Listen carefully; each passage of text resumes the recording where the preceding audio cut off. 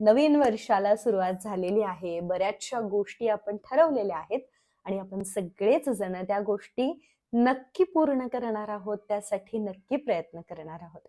यंदाच्या या वर्षामध्ये आपण आपल्या शरीराला मंदिर समजायचं आहे.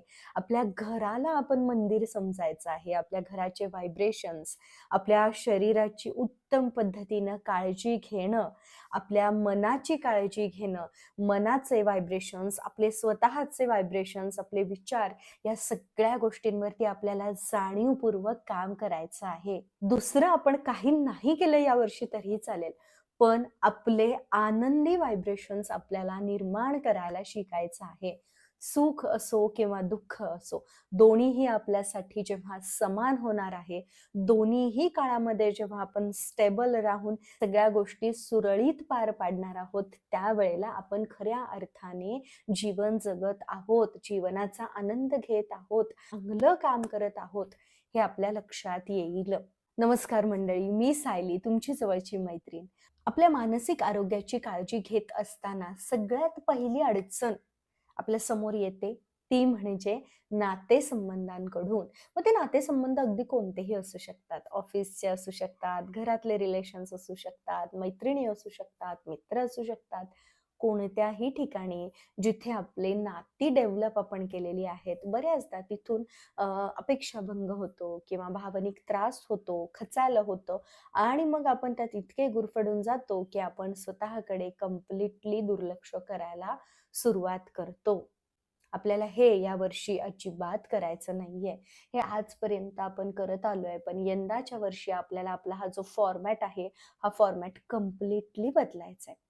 एक गोष्ट की परमेश्वरावरती विश्वास ठेवा. जी शक्ती तुम्ही मानताय त्या शक्तीवरती विश्वास ठेवा. ब्रह्मांडावरती विश्वास ठेवा. तुमचं कामाला जर तुम्ही परमेश्वर मानत असाल, तर तुमच्या कामावर विश्वास ठेवा. कोणतीही अशी गोष्ट तुमच्या जीवनामध्ये असेलच, ज्यावरती तुम्ही नितांत श्रद्धा ठेवता, ज्या गोष्टीवरती तुम्ही नितांत प्रेम करता, विश्वास ठेवता, त्यावरती विश्वास ठेवा. तिच्या समोर बसा आणि तुमचं मन हलकं करा. इतर कोणाला सांगण्यापेक्षा परमेश्वरासमोर बसा. तुमच्या डायरीमध्ये लिहून काढा. तुमचं काम, काम प्रचंड काम करा. प्रचंड श्रद्धेने काम करा. कामामध्ये छान-छान वेगवेगळे बदल घडवून आणा. तुमचं जे भावनिक खच्चीकरण होतंय, ते कमी व्हायला मदत होईल.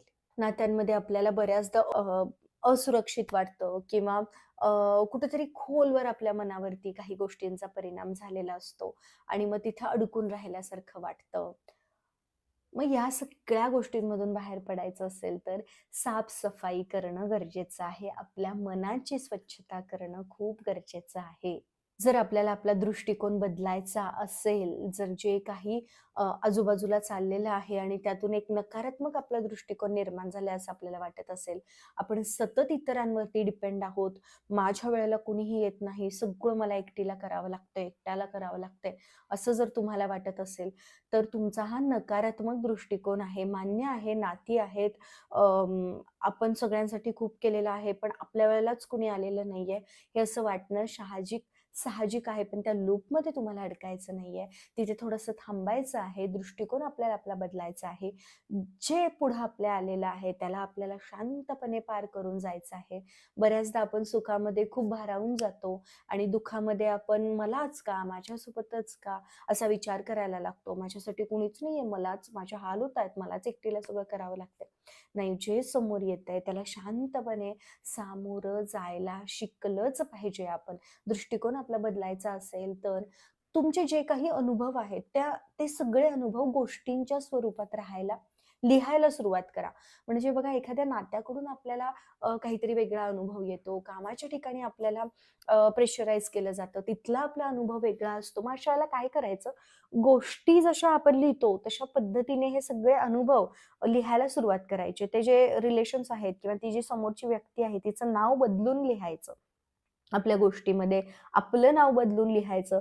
ह्या गोष्टी लिहायला सुरुवात केल्या ना, आहे तशा घटना लिहायला सुरुवात केल्या ना, तुम्हाला तुमच्यामध्ये, तुमच्या दृष्टिकोनामध्ये बदल जाणवेल. तुम्हाला तुमच्या मनावरचा जो भार आहे तो कमी होताना दिसेल. आपण रोजनिशी बऱ्याचदा लिहितो, कृतज्ञता लिहितो, कशी लिहायची काय आपण सगळं बघतच असतो आपल्या अनेक व्हिडिओजमधून.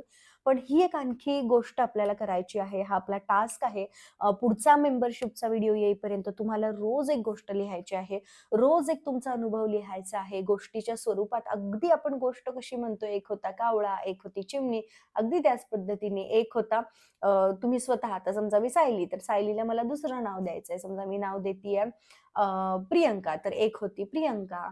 आणि समोर माझ्या समोर जर दुसरी व्यक्ती असेल तर तिचं नाव मी देईन. तिने असं केलं, मग ती XYZ व्यक्ती असं म्हणाली, मग ही असं म्हणाली, मग ह्यातून हे झालं, मग तसं झालं. सगळी गोष्ट लिहायला सुरुवात करा. ही गोष्ट लिहून झाल्यानंतर रोज गोष्ट तुम्हाला लिहायची आहे. अगदी 10 ओळींची का होईना, पण तो जो अनुभव आहे, ती जी घटना आहे, जी खोलवर तुमच्या मनामध्ये लपून बसलीये, दडून बसलीये, तिला बाहेर काढण्यासाठी गोष्टीमधून तिला बाहेर काढा. कदाचित काहीतरी नवीन तुम्हाला त्यातून सापडेल, मार्ग मिळतील आणि नक्कीच तुम्हाला हलकं वाटणार आहे. तुमचा एक नवीन दृष्टिकोन तयार होणार आहे.